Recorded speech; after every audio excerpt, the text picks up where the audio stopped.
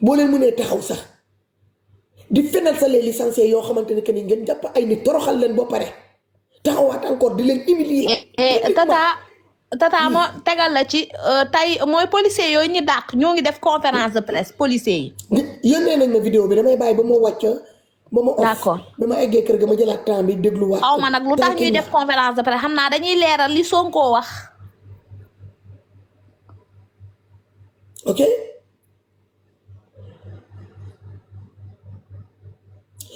il faut qu'on soit aussi sérieux que ça Macky Sall si vous l'avez donné 40 000 milliards 40 000 milliards yooyu Macky Sall loolu nga ko mënti jox ci xaalis bu muy dem lépp fii la ko bàyyi bu muy dem jëlul BTR bi dugal ko ci valise am dem ak moom TER bi fii la ko bàyyi tali yi ak pont yi fii la ko bàyyi les différentes entreprises autoroute de l'eau ak ñoomi seen centrale bu bees bi les panneaux voltaïques lépp fii la leen ko bàyyi. Macky a embarqué seulement que femmes et enfants il vous a tout laissé palais bi sa def leen ko bàyyi. Arrêtez de nous bassiner avec Macky Sall 1 an à nous parler, à nous renvoyer dans le passé. Cela veut dire que vous n'êtes pas prêts à avancer dans le futur. Vous avez peur du futur. Car vous êtes des personnes incompétentes. Des gens qui ont peur de prendre des initiatives car ils n'ont pas de link. Lolo wax président bu génnee mu dégager responsabilité renvoyer le peuple vers le premier ministre. En se dédouanant de toute responsabilité auprès du peuple non man laajuma ñu jox ma dëkk bi man dañ maa fekk fi ma toog man dañ maa jox rek dëkk bi par procuration je suis la président par intérim premier ministre bu génnee fële moom tamit moom son souci c'est parce que le gars là il est obsédé ok il est omnibulé par le parcours de Macky Sall il est sous l'admiration de Macky Sall Ousmane Sonko génnal nga avoué loolu. Tu es obsédé par la personne Macky Sall. Tu es omnibulé, tu es sous l'attirance de Macky Sall. Ce côté-là, attirant de Macky Sall, qui fait que partout où il passe, les gens s'entourent de lui. Ça te tue. Ça se froisse. Mingilak se xol. Je te l'ai toujours dit, même si Diamano Bobo, arrête de faire des fixations, c'est Macky Sall. Tu n'es pas un psychopathe, tu es un sociopathe. Sociopathe mooy nit koo xamante ni que ne daf lay admirer tellement que ni l'admiration qu'il a pour ta personne le pousse à vouloir être ton ennemi. Or qu'au fond de lui ou bien au fond d'elle sa fans là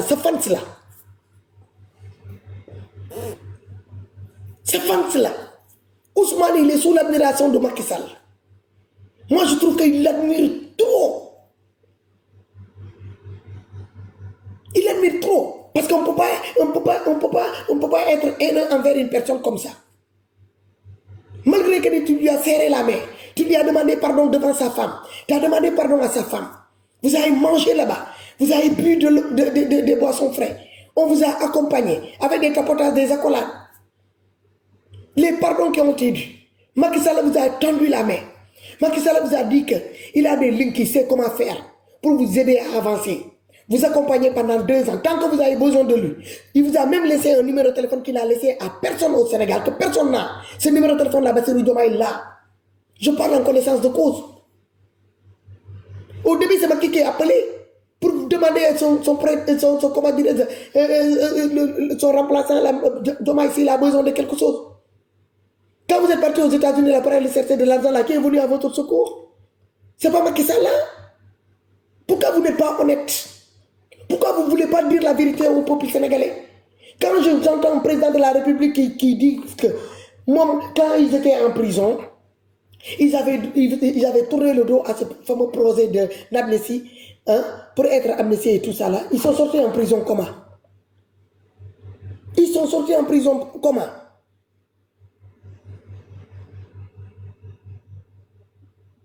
Ils sont sortis en prison comment? Un premier ministre qui se comporte comme un gendarme, qui se croit encore il est dans l'opposition. Toi, tu t'es battu pendant 10 ans. Tu étais dans une colère que personne ne peut contrôler. Tu voyais tout le monde de mauvais œil. Tous les Sénégalais qui sont pas tous les Sénégalais pratiquement qui sont dans le gouvernement de Macky Sall, tu les voyais comme des voleurs, comme des criminels. Tous les hommes de tenue qui sont au Sénégal, c'est des criminels. C'est des lardeurs de service. C'est des poltrons. Tu n'as pas laissé de magistrats. Tu n'as pas laissé de juges. Tu n'as pas laissé de procureurs. Pas de commandant de brigade. Les petits gendarmes de rien du tout qui montaient même des checkpoints auprès de chez toi, même tu ne les as pas fait cadeau. Tu n'as laissé personne. Les chefs religieux. Tu as laissé personne, tu n'as épargné personne. Tu as titillé tout le monde. Tu as rebaissé tout le monde. Tu as diffamé tout le monde. Tu as insulté tout le monde. Jusqu'à les gens même qui t'ont tendu la main, qui t'ont donné à manger. Dans cette coalition-là de Yewwi Askan Wi. Comme les Barth, les Bougane, les Assane Diouf, ainsi de suite, ainsi de suite. Mais en retour, tu as fait quoi? Tu t'es pas gêné d'attraper leur main là, l'enfoncer jusqu'au dernier, jusqu'au cou, jusqu'au fond de ta gorge, pour les morts. Qu'est-ce qui ne va pas? Dans tous les pays qui se respectent, il y a des cours de compte qui sont installés dans ces pays-là, mais on ne les entend pas lapider leurs prochains comme ça en place publique pour faire plaisir à ces entourages, ces petits brebis galeuses-là qui sont sur les réseaux sociaux, ces moutons polish comme je les surnomme, ces imbéciles notoires-là qui sont là, des têtes trouées qui ne réfléchissent pas avec leur tête, qui préfèrent réfléchir avec leur cul.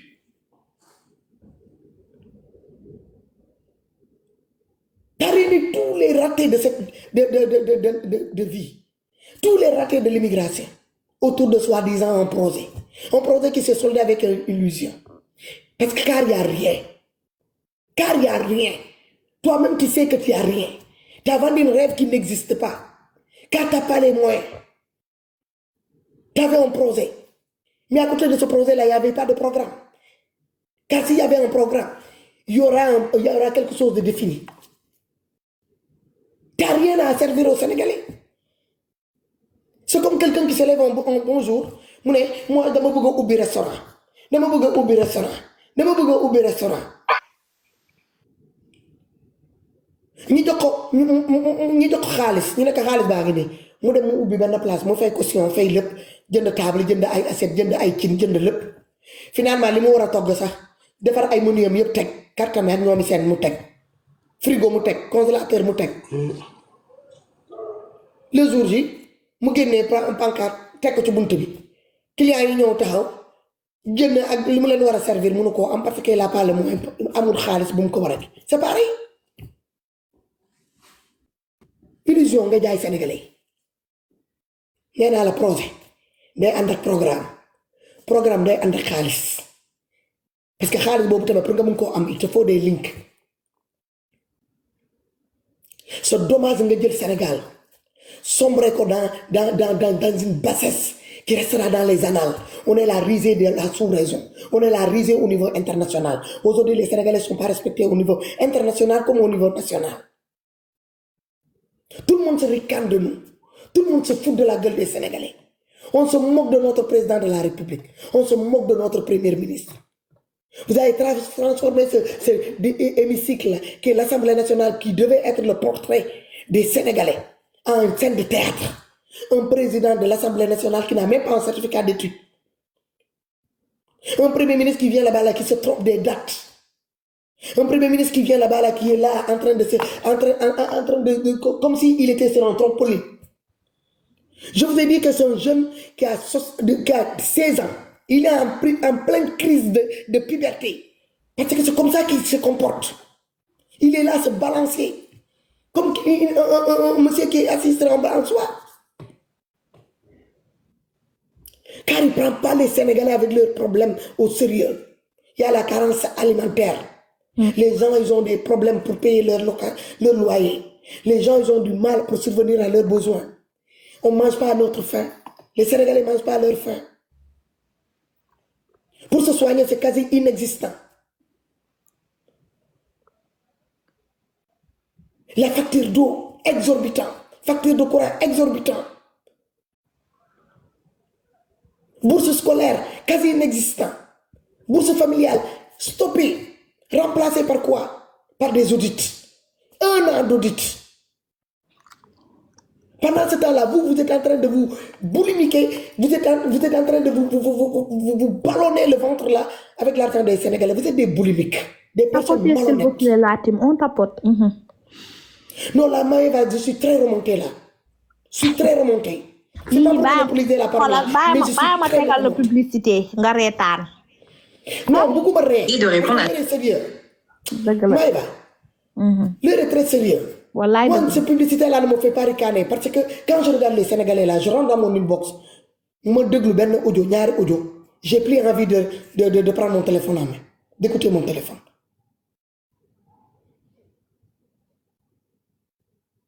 ñu la doon encouragé de la naan ça va aller et cetera tey ñoo lay wax dana 5000 francs benn kilo ceeb jàppale ma ci lii jàppale ma la boo déggee sa lu ñu lay laaj sa yow da ngay naan que ne lii nan la ko nit war a mën a laaj ñaanee nit dëgg la de. ay gros si saabu jàppale ma rek saabu ma jox ko soxna si am na ñoo xamante ne que ne seen compteur courant sax dañ koo bàyyil waa Sénélec ñu yóbbu ñii seen compteur ndox bi sax bàyyi nañ ñu buddi ko yóbbu ko tapotez s'il vous plaît. pendant que ñoom ñu war a focus jéem a xool lu ñuy def réparer les choses président de la république mu comporté comme tel qui se prend un peu au sérieux wàcc sur le terrain ne premier ministre mais je veux que remaniement bi war a ñëw yow da nga war a dem comme c'est toi la cause xam nga nit ki boo xamulee cause bi mën nga ne xawma cause bi mais boo demee ba nga xam ne que ne luy cause bi cause boobu da nga ko war a éradiquer soral ko sa kenkanaa la sa aaye la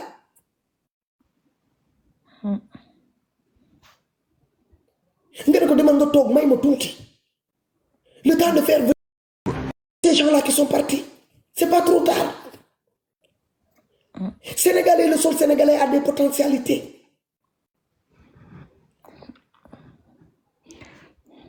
te gars yi dañ koo soxla mais buñ ko jedduwuñu nos ressources naturelles jedduwuñu le Sénégal et le peuple sénégalais ki ñu jedd mooy ki nga xamante ne mooy suñu premier ministre la façon dont il se comporte avec le peuple c'est que 54% yi ñi nga xamante ne ñoo ko fal quelqu'un qui n'a pas épargné des gens les 54% de la population qui l'ont élu il peut pas épargner les gens d'extérieur bët boobu lañ koy xoolee saa bu génnee kontaanoon mi ngi mer mi ngi dagg sante mi ngi xuloo mi ngi menacé léegi booy menacé ba di menacé sax yow institution yi nga xamante ne ñun sénégalais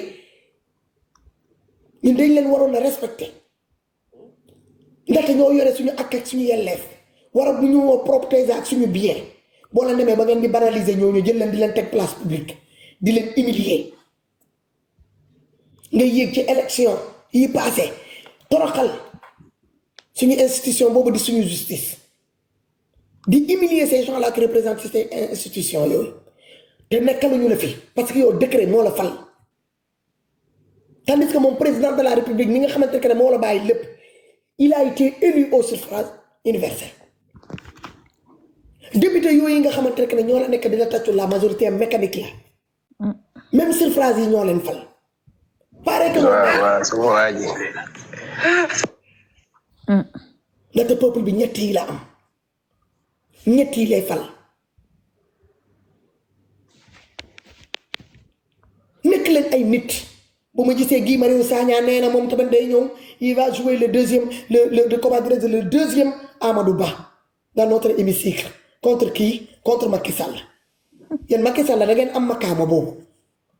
Tata pour le traduire ainsi. Tata mën nga ma may 1 minute rek yow kii nii dafa am kuy signaler live bi s'il te plaît xaw ma Jaiz réel xaw ma lan nga bind mën nga tijji sa micro s'il te plaît tijji sa micro wala ma wàccee la s'il te plaît. oui Maïba ça va na ngeen def salaamaaleykum. maaleykum salaam yow la kat.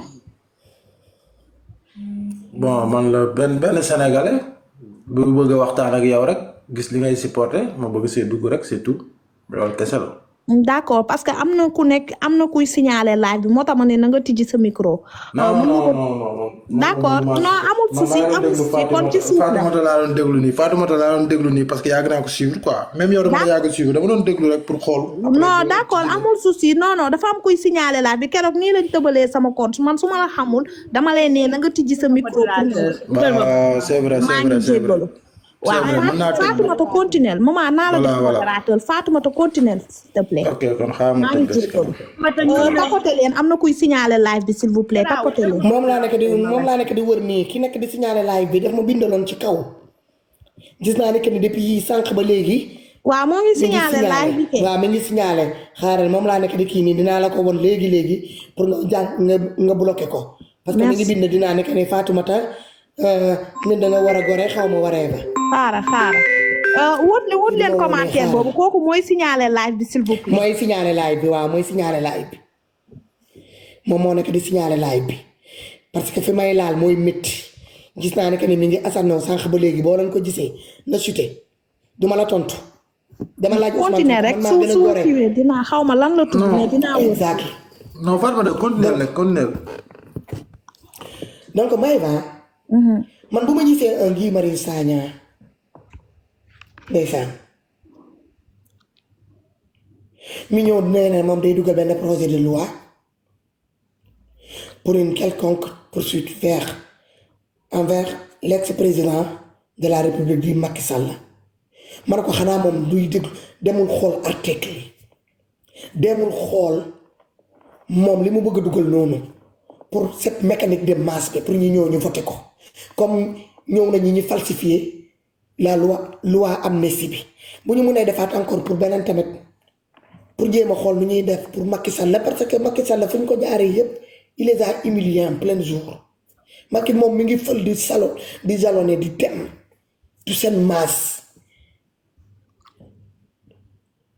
kooku dafa formé wu defar linkem ba pare soo ko ñëw taxaw na dëggal boppam laaj dëkk bi moo tax bi ñu tegee loxo bi bi ñu tegee jël dëkk bi ci loxoom Ablaye Wade li mu foogeewul ak moom fi mu ko fëlee bokkut yéen nag da ngeen am noo leen diggoon sénégalais ne da ngeen mën dafa gis seen dënn ne yor ngeen ay link indi ñu système solution ndaxte yenn système yenn solution parce que yéen a nekk di feesal seen biir yéen a nekk di gaaveloo seen bopp yéen a nekk di gaaveloo seen bopp parce que vous êtes des polémiques plus de 9 milliards ci nga fa président de la république plus de 15 milliards premier ministre ba mu dugal primature sans compter privilèges yi voyages yi dul jeex que daal 45 milliards dilapidés en 3 mois ci ay va-et-vient yoo xamante ne que ni sax contrat ñëw sukki ginaar sax ci biir dëkk bi sax indaalew leen ko contrat dem di uti sax ay tool ak ay madd ci àll Casamance ak ay mango pince indiwu leen ko ci biir dëkk bi vous êtes la risée que l'Afrique n'a jamais connue les gens là de zone de l'AES yow Guy Marius Sagna ce qu'ils ont réussi tu vas jamais le réussir avec ton père là de Ousmane Sonko ak ñoomi seen parce que dama gis nga koy vénérer ça m'a sidéré man damay toog ba si yàgg may naa ne que est-ce qu'on ne doit pas clowner tu sais que ça existe de clowner des gens mais maanaam di def des doublons d'une personne su ma la dëggee ngay kii yéen Macky Sall loo leen ko mënal Macky Sall lay parti diabolisation bi ngeen defal Macky Sall buy mën ma daanoon ci pièce bi ñeneen ñi daanu ci pièce yi dañoo dem ba ci biir ñi xam ne que ne ndekete yéen ay jaabul bi li ngeen ñu jaay amut vous êtes le diable incarné de ce peuple là te ñu ngi koy gis yéen rek yéen a am yéen a laal seen millions yéen a am seen carburant yi doy yéen a am seen passeport diplomatique yéen la Sénégalais yi utile ay emploi jox leen ay xëy yéen la Sénégalais yi utile ay xëy ñu jox leen ay xëy ngeen ciy tedd di ci tedd seen jabar yi di ci tedd seen doom yi di ci tedd seen yaay yi di ci tedd côté ndey côté baay te ñi leen utile xëy yooyu jox leen privilège yooyu ñooñu mënuñoo am dara te saa boo leen génnee mënu leen wax dara lu neex lu mën a defal seen yéen jox leen seen doom yi ñi lekk jox leen seen doom yi ñi naan jox leen seen doom yi ñu mën a am seen électricité ñi éclairé on tapote la clé s'il vous plaît. yéen saa boo leen génnee da ngeen di yokk plaie bi ngeen di jël seen couteau yooyu paaka yooyu ngeen di jël ak seen fourchette yi di toog ci table yi di lekk seen kotalos yi seen fil seen res yi ak ñoomi seen même couteau yooyu ngeen di jël boo leen pare wala de le mettre dans une machine à laver moom ngeen di ñëw ngeen fekk sénégalais fi ñu toog dugal ko seen plaie yi di ko gën a tourner ngeen ne yéen ay góor ngeen BC gis naa la ngay bind fii l'homme faut pas la bloquer BC nga ne ma tu es plus intelligence que ça BC tu me connais sama genn wàll nga d'accord mais man quand il faut trancher je suis sans pitié te yow xam nga lan laa mënut a supporter ci yow lu ñuy waxtaan ci suuf kenn nga ma koy nangul que nga di ma ko dënk boo nekkee ci kaw contraire bi ngay wone man loolu xaw ma ko man da ngay weex wala nga xonq da ngay bëgg wala nga doo bëgg man nee naa leen mat naa xarit bi ma koy woobaa passé fii fekkee nga kon ndaxte yow yaay sama bras droit yow maa ngi yow xoolal du réseaux sociaux kese sama genn walla nga sama doomu ndey nga mais yow xam nga ne si il faut trancher ci peuple bi laay dem toog ci peuple bi laay dem toog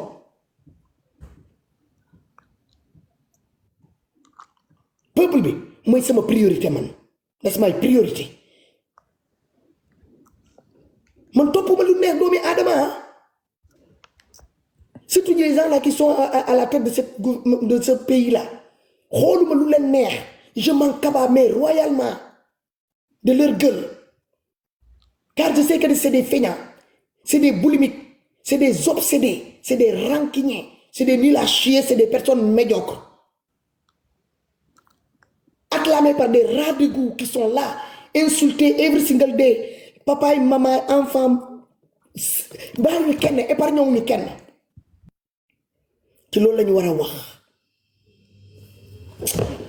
j'ai trop monopolisé là parce que dama mer balaa may ñëw saaraan ñëw dugg ci leneen parce que am na yoo xamante ne bu ma ci nit woowee ne dafay am lu ngay ñëw yee ci man te bu ma ko yee fii Ousmane laay ñëw teg fii li ko Adji Sarr bàyyi laay xuuram yi wàcc yooyu mel ni nopp xaru bali yi laay ñëw jàpp fii dinaa ko dóor ba mu paccal jël ko def ko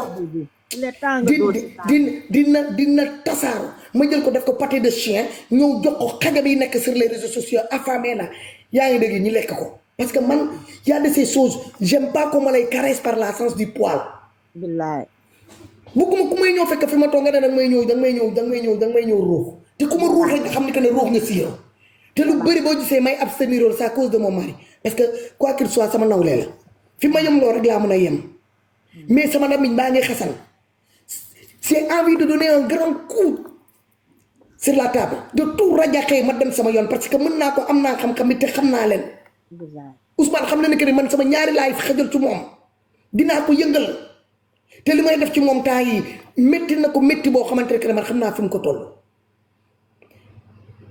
te bi ma ci tolloo woon mi ngi woon ci ay faux comptes di ma doon acclamer moom ak tout ça bande de merde là ñenn ñi nekkoon président de l'Assemblée nekkoon admis sama biir phase vous parlez de qui là man ngeen di waxal wala vous pensez que ni moi j'ai été clowné il faut qu'on se respecte man maay wax ba léegi man Pastef yi moom trahi ñu trahi adversaire boo xamante ni ñoom xam nañ ko man mun naa leen ci terrain bu ne parce que man awma complexe d'infériorité je n'ai rien à foutre sama accent bi ça va avec ma morphologie sama accent bi ça va avec ma couleur de peau j'ai fait 38 years ci biir diaspora bi taxumaa naago ndaxte toujours je me rappelle de d'où je viens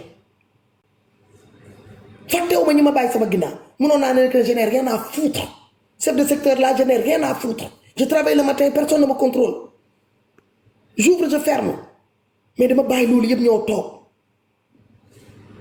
car je ne veux pas regarder les Sénégalais là ñi nga xamante ne seen loxo jotul seen ginnaaw comme si c'est des personnes de seconde zone man du lu ma xam. j'ai grandi dans une maison. j'ai grandi dans une grande maison. maam Ousmane Sonko di Arfan Bessir Sonko sama maam di ko doon jox bu lekk. bu yebee otom bi ba mu fees mu jël ko sandi ko ci kaw bagage yi porte bagage yi ci ginnaaw. je sais de qui je parle. enam bi man xam naa fi mu ko jëlee ça date pas d'aujourd'hui depuis qu'il est tout petit. ce putain de cœur là qu'il a là c'est depuis qu'il est tout petit. maamam bi ko yar sax s'il a pas été élevé dans la maison familiale fu ndeyam ak baayam doon sëy ñu yóbbu ko ci rakk maamam kooku yor ko asom yor ko c'est parce que y a un hic. Allez chercher le pourquoi. Le gars il n'a pas copain d'enfance, il n'a pas des amis d'enfance, personne ne le fréquentait. bañ na ko bu timis di doon waajoo jot lay génn naa nekk ne day dem entraîner wu car il avait pas confiance en lui. Il n'avait pas confiance en lui. Il est sournois. Il est rancunier, il est rancœur moo koy sonal. te mun a fen mun a sosal ay nit. di gëm nag ay fenam parce qu'il pense que cette masse là qui est derrière lui. ñoo koy gunge ba ci biir tombam. te bu ñu ko tërër itamit ñooy toog ci wetam di ko ëpp pour mu bañ a nëbb ci biir tombom. Il faut qu'on se respecte. Macky Sall dàllam bu gën a trouvé bu mu sol bi mu nekkee xale mu di ko doon collé mooy plastique tik yooyu moo gën askanu xoolal lim gouvernement bii de A à Z du seen du ay maas du seeni maas.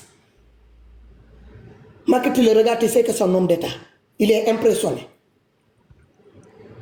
Tu le regardes, tu sais très bien que am na li yàlla def ci moom un homme d'État dafa am yàlla ñu ngi koy jagleel mais c'est pas un homme d'État de procuration. Sénégalais ñoo taxaw ñu jël seen suffrage universel bi teg ko ci loxoom pendant que l'autre là on lui a donné ça par procuration moo tax quand il sort il sait pas parler il sait pas s'exprimer xamul fan la koy commencer fauteuil bi mu toog noonu sax xamul na pliant la xamul na tabouret la xamul na chaise la xamul na fauteuil la il comprend tout.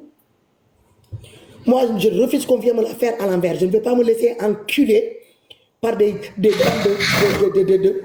comment maa ngi juum maa ngi leen di bàyyi ma tëj sama biir. asalaamaaleykum. Parce que là je suis. Maaleykum salaam. Na ngeen yow def? non attends tu fermes d'abord ton micro naka ngay ñëwee ci live nga gis nit kaa ngi wax mais respect quoi da nga war a tëj sa micro ba ñu jox la parole man sama live amul ay nekkal sëtu Macky Sall man sama live boo ñëwee tu fermes ton micro ba ñu jox la parole lii mooy lan yow kii pareegul sax depuis sànq yaa ngi ubbi sa micro maa ngi insister di ko tëj mais un peu de respect Madasta ñëwal.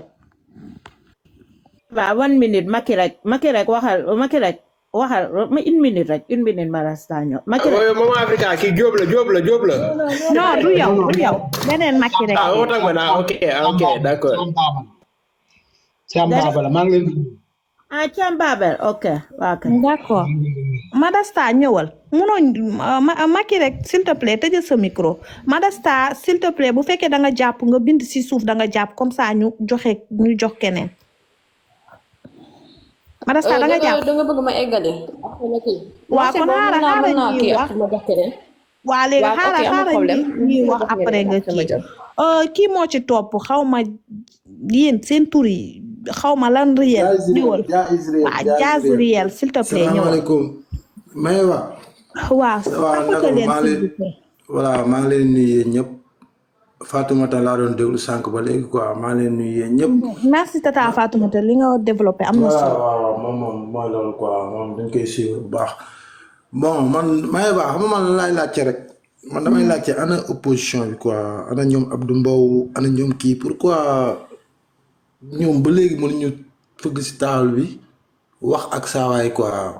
parce que man tudd sax ay Sonko wala affaire yooyu noonu quoi. pourtant doguma la de mais Abdou Mbow moom épargné ko xaw ma ban opposition ngeen di woote waaye génnee leen ci Abdou Mbow ak Aïssata Tall Sall ndax ñoom bu ñu demee assemblée nationale yaa ngi dégg naka la ñuy defee Ousmane Sonko te keroog bi ñu demulee assemblée nationale dañoo dem def seen conférence de presse ne carrément demuñu Abdou Mbow moom ak Aïssata Tall Sall génnee leen ci xanaa beneen opposition ngeen di woote waaye du Abdou Mbow ak maître Aïssata Tall Sall bañ ko ñoom bu ñu demee assemblée ay 4 minutes lañ leen def 5 minutes mais loolu rek buñ ko daggee dugal ko ci TikTok bi journée bi yëpp loolu ngay dégg donc Abdou Mbow moom ak Aïssata Tall Sall ñooñu jërëjëf kese lañ leen mën a waxal mais du leen et en plus Abdou Mbow non attends et en plus Abdou Mbow papam dafa gaañu woon mais gis nga keroog bi demoon na assemblée nationale mais loolu rek lañ mën a def ay conférence de presse dem assemblée loolu kese lañ mën lan lañ mën leneen suñu demandé marche duñu nangu état bi du nangu léegi yow lan ngeen bëgg opposition bi def man je préfère man maa leen doon wax génn leen man je préfère gaa ñu toog parce que moom Ousmane Sonko lu ko gën a metti ci àdduna mooy dossier Adji Sarr bi moo ko gën a metti ak toog di wax ay wax gis nga moom moo ngi wax ci internet bi donc moom suba ba ngoon ci internet bi la nekk donc man opposition bi wax dëgg yàlla man awma lenn lu ma leen di reprocher man damay ñaan sax ñu toog seen toogaay di seetaan waa ji parce que lan ngay opposé wu instant bi boo demandé marche duñ la bàyyi sénégalais yaa ngi toog di seetaan ñoom aussi dañuy toog di seetaan opposition bu xam dëgg yàlla bu leen kenn wax dara ñoo ngi def lu am solo man moom opposition bi xaw ma lenn lu mu leen di wax jamono li nga wax noonu loolu la de nekkul sax man je trouve que ne c'est même pas le moment ñu naan dañuy génn di xeex wala di taxaw jàkkaarloo kii man je préfère man moom bu sama avis personnel. mais kii lu ko metti Matassa wax na ko démb keroog il faut laisser les Sénégalais subir seen choix en fait et tant que en fait mënagoo ñëw di kaasagum léegi parce que ñoom non man je parle pas de ça de. ak choix bi ñu def. waaw non man moom pour l'instant man li ma gën a mooy opposition bi ngeen toog seen côté bàyyi Sénégalais yi ñu subir seen choix en fait. il faut ñu subir seen choix il faut que ñu may leen temps ñu subir seen choix gis nga tant que bàyyiwuñu Sénégalais yi ñu subir seen choix ils ne seront pas ampleur dégâts bi ñu def nii en fait parce que dès l'instant que ne opposition bi ñu ngi génn ñu commencé di casse indi ñëwal fii mën na commencé di victimiser wu waat parce que c'est son fort en fait c'est un pervers narcissique te il est comme ça donc man je préfère ñu toog seetaan ko parce que tamit présidentielle casse neen ba sonn Sénégalais changé wuñu législative on a fait pareil Sénégalais changé wuñu donc sérieusement pour le moment nen toog seetaan Sénégalais yi face à ce régime man moom loolu laa gëm en fait mën neen xeex pour notre liberté d'expression mën neen xeex pour notre démocratie et notre république mais quant à pour les Sénégalais waaw sérieusement man je préfère ñoom li ñu sombi nii nañ ko naan wax dëgg fa yàlla. merci ñëwal yow sëñ bi yaa doon wax Diop defaatal demande am na ku juum wàccee la defaatal demande xam naa doon tëj micro. mais waaw mën naa tëj sama micro wala parce que. waaw ñëwal yow yaa doon wax voilà man dama doon wax juste pour benn affaire mooy l'autre jour mooy sortie bi amoon assemblée. Pape Djibril Fall rek lañ fa gis quoi comme opposant man loolu laa doon wax quoi. waaw xam nga lu tax loolu dama lay expliquer ma bàyyi la nga dem. parce que ñoom d'accord waaw xaaral ma expliquer la. soo gisee opposition bi ñu boycotté assemblée nationale mënuñu dem assemblée nationale. tey la yéeg naa waay. kii ka la. ni mu yéegee nga ko wàccee de nee na yéeg na. laa yéeg waaye nag yow nag yéeg dafa non du loolu en fait sama live man dëgg la dafa metti pour yéeg parce que man gars yi di saaga moo tax damay éviter di jël ñu bëri et en plus dañuy yéeg di signaler sama live sama compte bële noonu lañ ko tëbal moo tax di léegi damay éviter di yéegal ñenn ñi defaatal demande soxna si nga yéeg dama lay expliquer que assemblée nationale lu fa xew mënuñu tey jii nii opposition bi bu ñu demee assemblée nationale ñu yónni fa ay classe ñoom sànka doomu xaraam yooyu ñu yónni leen ci assemblée nationale ñuy jàpp suñu député yi di leen yuuxu di leen saaga di leen agressé donc pour loolu jóge fi moo tax ñu boycotté parce que Ousmane Sonko dafa doon ñëw léegi assemblée bi dangay gis seen xar yi dañuy dem foofu di saaga opposition bi di leen bu ñu waree wax seen temps bariwul déjà bu ñu waree wax gars yi nekk foofu di yuuxu yow doo mën a sax développer li nga war a développer te président assemblée nationale bi du leen arrêté donc ñoom il préfère boycotter te en plus waa ji bu fa nekkee day dagga santeeg ñoom xoolal keroog en tant que premier ministre nga dem ba fële na leen nu mu tuddati woon sax assemblée nationale ngay taxaw enfin dem naa lan mooy enfin dem na ay en plus muy ne gars yi dañoo daw ki posé woon question bi dafa daw yu fi ñàkk fayda yooyu mooy lan kon jaru pourtant merci beaucoup nag point boobu nga souligné balaa doon bëgg a dem nii pourquoi moom il se permet toog jàkkaarloog Sénégalais yëpp naan enfin nit ñi dañoo daw ñemewuñu ñun dañuy wàcc ci terrain bi xeex dañuy lii comme si il fait des menaces yoo xam ne inutile pour man ak lépp lu ñu leen mën a yuuxu ñoo Abdou Mbow ak affaire yooyu noonu il faut que mu am benn opposition bu solide bu taxaw mën a jàkkaarloog Sonko wax ak moom parce que moom lu ko neex lay wax pour man opposition amul Sénégal quoi Pape Djibril Fall il fait pas le poids parce que gis nga jour bële ni ñu ko ramassé président assemblée El Malick da ko ramassé vite fait mu génn ñu ne ko demal da ngay génnal demal sa yoon maanaam mu wàcc quoi temps de problème jeex na pour man il faut que mu am benn kii bu solide parce que gatsa bi mu doon woote noonu mënul fexe ba duñ ko woote nee na diaspora bi ku ci wax loo ci waru wax dañ lay defal mandat dépôt mandat d'arrêt boobu noonu. loolu da koy wax rek su waxee diaspora bi suñu waxee dafay def mandat d'arrêt Ousmane Sonko dangay katt ndayam duul man ma Eva maa ko. non wax na keroog assemblée man je suis les sûr. d'accord yow moom mënul def kenn mandat d'arrêt fii nii pays de droit la ñu nekk ñun saagawuñu xastewuñu waxuñu lu ñaaw li ñuy dénoncé mooy gouvernement bi luñ fi nekkee puisque moom léegi dafa bëgg ñuy saaga ndeyam Ousmane Sonko dañuy saaga sa ndey te mënoo ñu defal mandat d'arrêt ñun ñoo ngi lay xaar ñun ñoo ngi lay xaar sa mandat d'arrêt bi la ñuy jël yow bul ma saaga loo wàcc nañ ma si ñetti live tey ñetti live tey yoo xam ne ñoom la wàcc nañ ma si ñetti live tey Sonko man bëgguma sax saaga sa live bi parce que à tout moment yow mën nga jékki-jékki rek wàcc nit ki wala damay jéem a cool mais ñeneen live yi ay ñoom gigéeg yooyu xam nañ ma bu baax Fatoumata yàgg naa ko suivre man li may wax man dama koy wax Sonko moom doomaraam la man duma wax sax ay waxam mais dama bëgg man opposition bu solide ngir yàlla opposition bu solide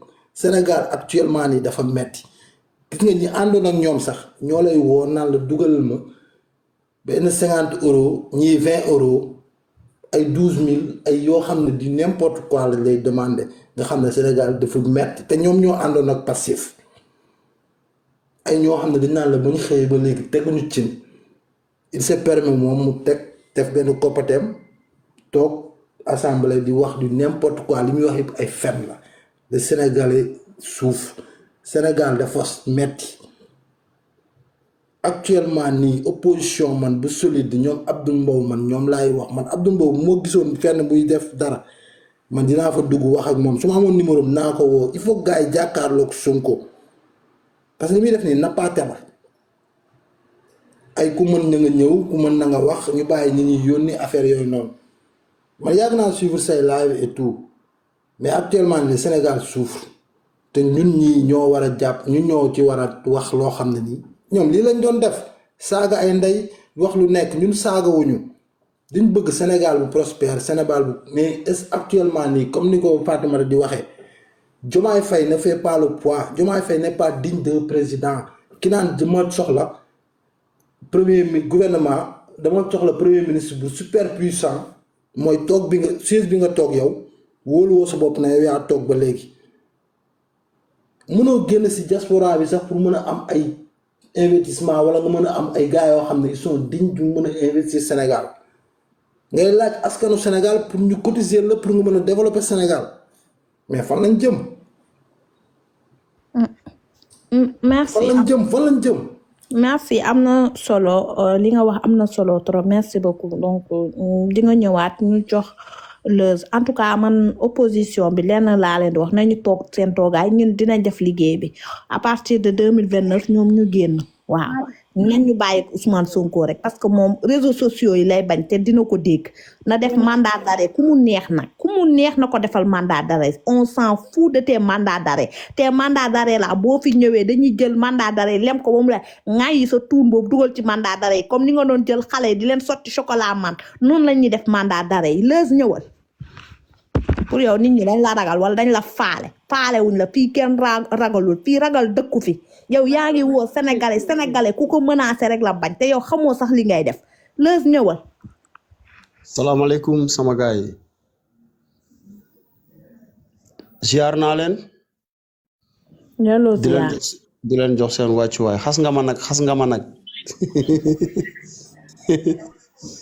nee nga bu dee maamu Macky Sall wala lii man yooyu diw ma fi quoi man xam nga rek luy defar Sénégal lañ bëgg. sëñ bi man nekkuma fi di dagg sant sama live boo ñëwee da ngay tëj sa micro bañ jox la temps de parole. parce que man mën nga ma ko wax rek non gis nga yi jukkooy Pastef la da nga bëgg a participer nga wax munoo nga demaa man forcé wu ma kenn ñëwaat Pastef man xaw ma ndax Pastef am na sax mais dama leen bëgg xamal benn affaire man Sénégal gars yi ñoo ko teg seen bopp quoi xamul tax gars yi teg ko seen bopp bu fekkente ni doomu aadama bi mi ngi xëccoo benn mbir di ko xëccoo ci ay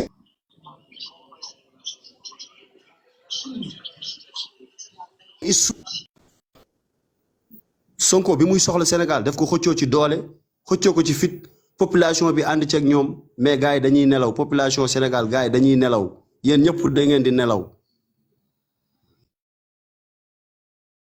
moom politique xale lay def politique xale maanaam ay teesante ay daggasante ñun soxla wuñ ko woon ci Sénégal xam nga ñun xamuñu sax kuy Sonko ñun xamuñu ko mais da ngeen di faral di wax naan duñu jaar ci turu Sonko wala duñu wax waxu Sonko dee leen wax waxu Sonko mu dégg li ngeen koy wax parce que nit boo defee li nga xamante ni dañ la jiital jaarul yoon ñi la jiital dañ la war a teg ci yoon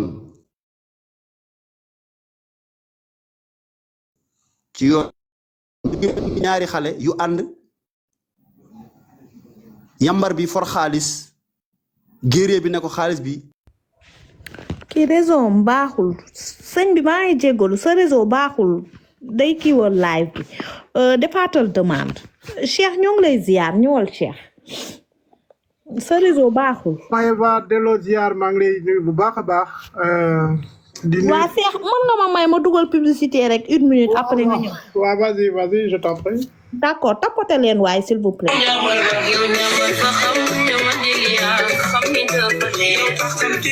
xam